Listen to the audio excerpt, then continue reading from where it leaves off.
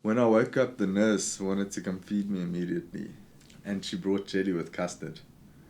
And my mom warned her not to give me jelly because I hated it. I didn't like the texture of jelly. And I remember eating the jelly. For some reason, I threw up.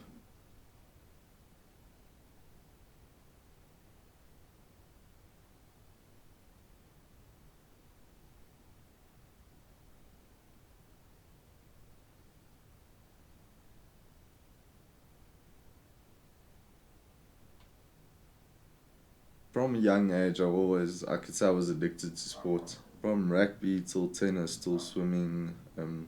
I got provincial clothes in wrestling. I got provincial clothes in hockey. The team we had to play didn't pitch up, so we had to play against the mixed team. And the mixed team, it was different ages, so it was about children from 15-year-olds to 18-year-old. My goalie hit the ball back up, and the left wing got it. He dribbled down the line. I jabbed the ball, and it hit up his stick, and it hit on the ashtray, and it bounced on the ashtray, and he tried to sweep it in, and he missed the ball, and then the stick hit into my face. Tried to stand up, and then as I felt the blood on my hands, I couldn't see anything. I fell to the ground. I started screaming. I wasn't unconscious. I didn't know what's happening around me. Two Empires came. Empires next to the field came, and then they just picked me up.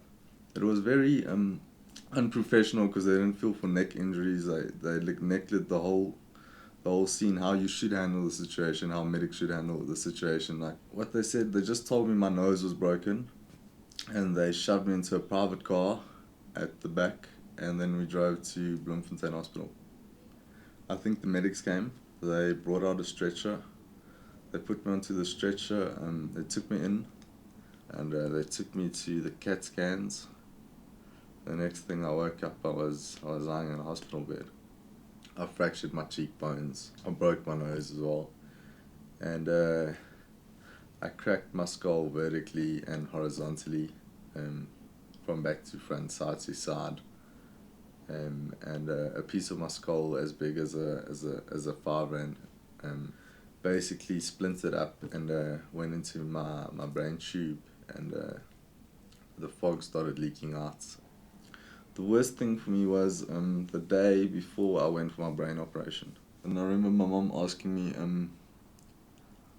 what do you want to eat? What is your last meal? Fuck.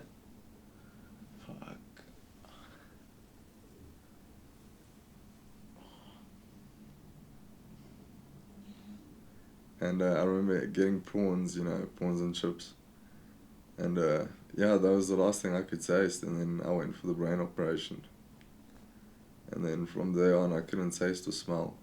I can't taste anymore. I can't smell, and yeah, I lost 75% sight to my right eye.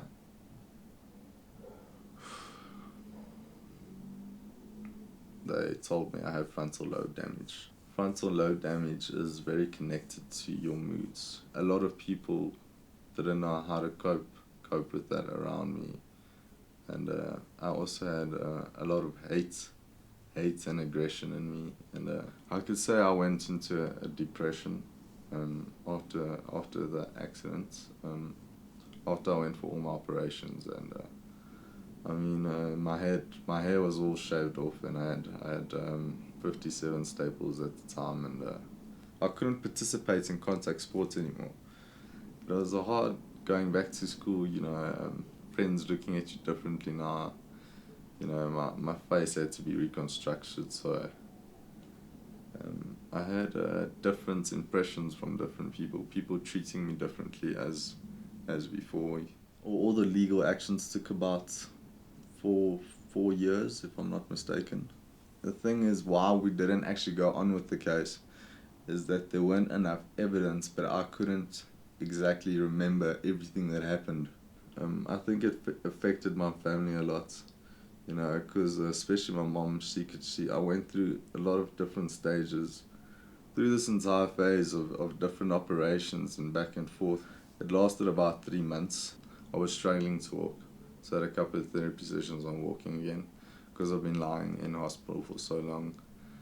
And I had a couple of therapy sessions on my speech and practicing, you know, nouns and words and pronouncing it right. I went to many psychologists. You know, I think I had several at a time. I think I had like 5 at a time.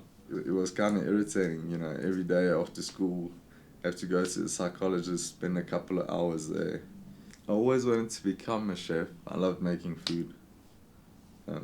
I would always make my own lunches, you know, my meals, suppers. I love being in the kitchen, and yeah, now that my senses are gone, I guess you can't really go into that industry. It's to be a chef. I mean, if you can't taste the smell, how would you know how your own food is? You know, it was weird in the beginning, because you could feel the different textures, but your mind kind of tricks you into. For instance, if I ate a cake with cherries on, like, I would see the cherry, and you know, because you've been eating cherries your whole life, you know exactly what it tastes like. And when I ate it, you know, it was just like a surprise of nothingness. I struggled to adapt in the beginning, and slowly but surely, I finally, you know, I made peace with it. But when it rained, and you know, and that fresh smell, and or it's like a haunting factor, if I can put it in that way. It always comes back. Um, I think now that I'm older, I think game watch management is a much better choice for me. Because I love being in nature, and I have such a compassion for animals, and it changed my whole life. I wouldn't say for the bad. It was a great learning experience. But I feel like if it didn't happen, I would have accomplished more than I would have accomplished now. It feels like there's always a side of me left behind.